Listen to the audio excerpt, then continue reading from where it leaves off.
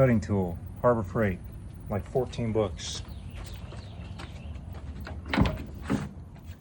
DA sander, Harbor Freight, like 39 bucks. Grinding tool, Harbor Freight, it's 30 bucks. I mean, this is cheap stuff. Yeah, I know there's a lot of work I need to do. I really pride myself on being able to do this stuff with as cheap equipment as possible. It's not that it's junk, it's just if you're gonna use it a few times, or even just like a few times a year, it's fine. If you're taking it to work and you work construction, or you're hanging sheetrock all day, 8 hours a day, or you work in a car shop, no, this stuff isn't gonna last. But to redo this car that I'm working on, I mean, Rust-Oleum, Harbor Freight tools, you know, that went from looking like that and like that to looking like that. Is it perfect? No, this is dirt stuff. You know, there's still work to be done. I gotta wire wheel out this pitting.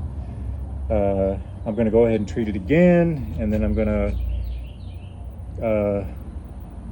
you know, I'm gonna do some body work, Bondo that out so it's smooth. Would it be fine like that? Yeah. I mean, I'm not going for showroom. I mean, drips, you know, drips right here. But I can wet sand that.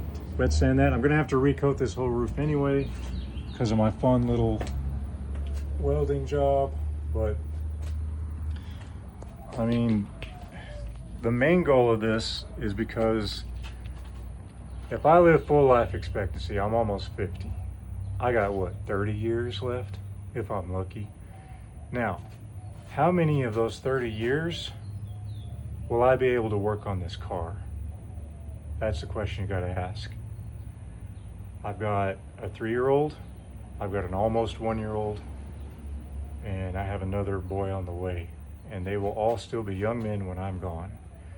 So, like I said in the earlier videos, I know how life goes. I know how people act when you have your wishes and I want to leave this car to you, son, it's your legacy. And next thing you know, blah, blah, blah, life doesn't work that way. They may not have this car, but they will know that I did this and that my goal was to have something to leave them besides just being their old man. I was a musician for like 15 years, and that was my life goal, was to make a living out of doing that. And it didn't work. And most life goals like that don't work.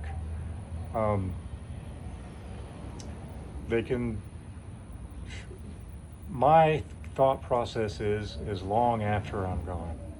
Maybe one day when they're fathers themselves, they might go, you know, I think Dad said something about having a bunch of videos of working on that old car he had.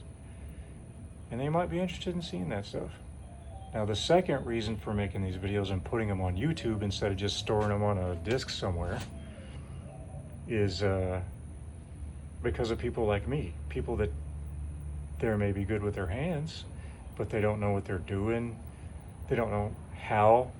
They can do the work, they just don't know how. And there's, you know, you take this car to a shop, they're not gonna, lots of them say, we can't work on that car. They don't, you know, so this information is out there, and the only way it gets learned is if it gets shared. And my goal, aside from leaving a legacy to my children, is to share this information. And I don't claim to be knowing what I'm doing. I don't claim to be doing it on, you know, to be doing a perfect job at it. I've already gotten some comments. Luckily, people have been nice. I know that people can be mean. People have been nice. They've said, hey, here's a little advice. I love that. Give me all the advice you feel like giving me. That's great, I'll use it. One gentleman said, hey, maybe next time you need to sand in the panel, get a drum sander. And the reason why I didn't at first is because that DA sander was a whole lot cheaper than even a cheap Harbor Freight drum sander. But now after seeing, I'm gonna have to redo the roof because, again, didn't know what I was doing. Never sanded and painted a car. I put my primer down and thought I was good and thought that would waterproof it, moisture proof it for possibly years before I had to scuff it up and repaint it. That's not how that works. Or maybe I didn't handle the rust properly the first time. But either way, some rust is coming back. So I'm gonna have to redo the whole thing all over again. So my point is maybe this can help people like me. You know, maybe you don't have a Mopar vehicle, or maybe you do. Some of these things I'm doing apply to any older vehicle. Some of them are only strictly for Chrysler flatheads, you know. There's a gentleman I'm speaking to right now who's helping me out, who told me how to check the mechanical advance on my distributor. Apparently what you do is pop the cap. In fact, let's do it right now. Well, that plug wire wasn't on there good. That might be why she was missing a little. Let's pop the cap.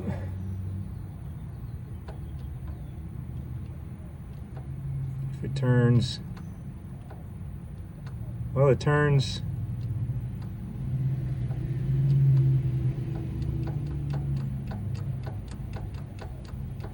about, I'd say that's 1/8 of an inch. I'll have to go back and see what he told me. Can't remember. But anyway, my point is stuff like that, that's awesome. He's giving me information. This guy's in his 80s. He doesn't have to tell me this stuff. He's taking his time out to text me and message me and tell me that stuff, and that's great. And I'll tell you something else. I've stated before, my dream car is a 57 Chevy Bel Air. I just think it's the most, Bill Meade. I think it's the best looking classic car ever made. Agree or disagree, you know, feel free, but that, to me, the 57 Chevy Bel Air is the poster child of the peak time of the American automobile industry. And the thing is to get a 57 Chevy Bel Air with no engine, no transmission, no glass, no interior, rusted out, lucky if the frame isn't rusted, been sitting in a field for 30 years, you're going to spend thousands of dollars on that shell of a car. And I know somebody might see this and be like, well, I found one for 300 bucks. That's great. Find 2 more. I challenge you. You won't. The parts are a lot cheaper.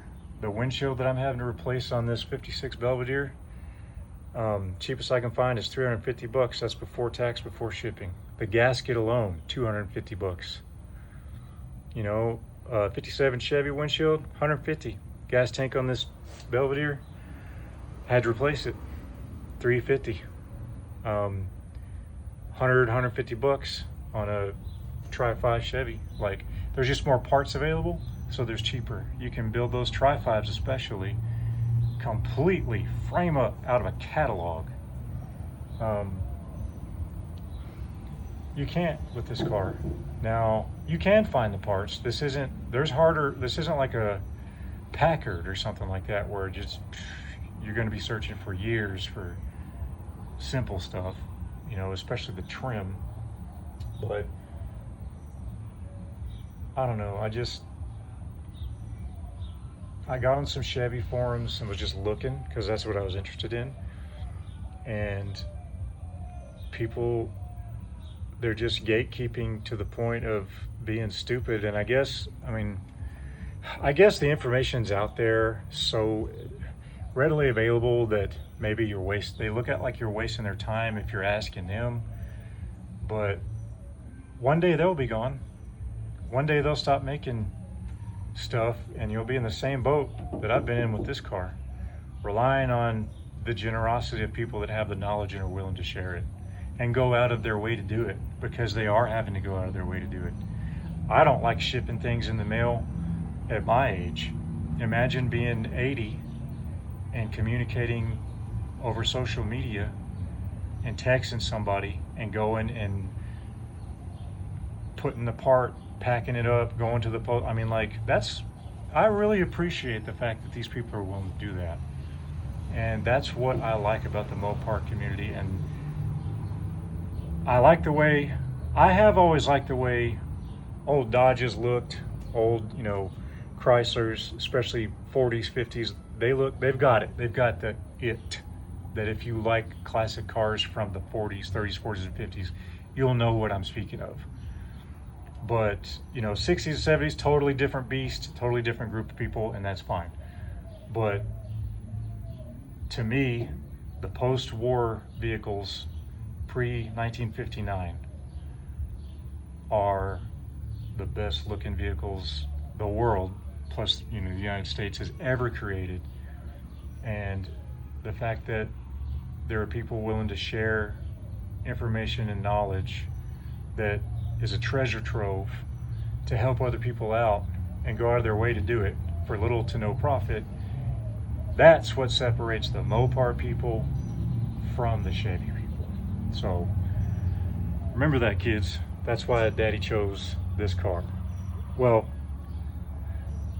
yeah, that is, I almost wanted to hold out for a GM car, but I decided not to. This car was there.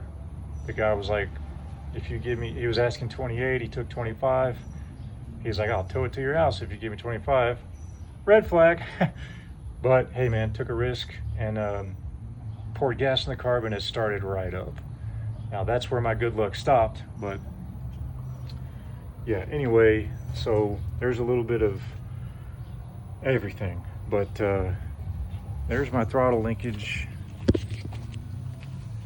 Feel free to comment, feel free to criticize. Yeah, I need a rebuild kit. Gasket's leaking.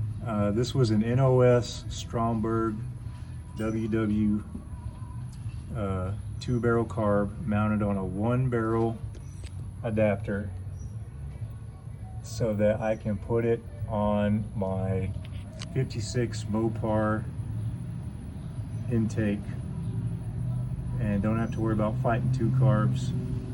Now, getting this throttle linkage set up when I didn't know what I was doing, coming up with it out of nothing, fabricating it, that has been, not gonna lie, the biggest challenge yet. And I'm not stupid, I know it will not be the biggest challenge of this car. But so far, and I've swapped intakes, I've swapped the exhaust manifold for the dual headers, brand new radiator, did all that myself, new water pump. Guess I should have painted it or something, but inline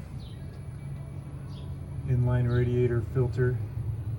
I need to take that off and clean it because it's gunky from when I was cleaning out but it drained the coolant, looks great, it's clean. Yeah, so yeah, there's my custom fabricated throttle linkage.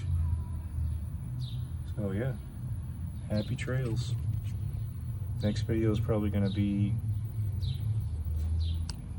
turning that back into something that looks good.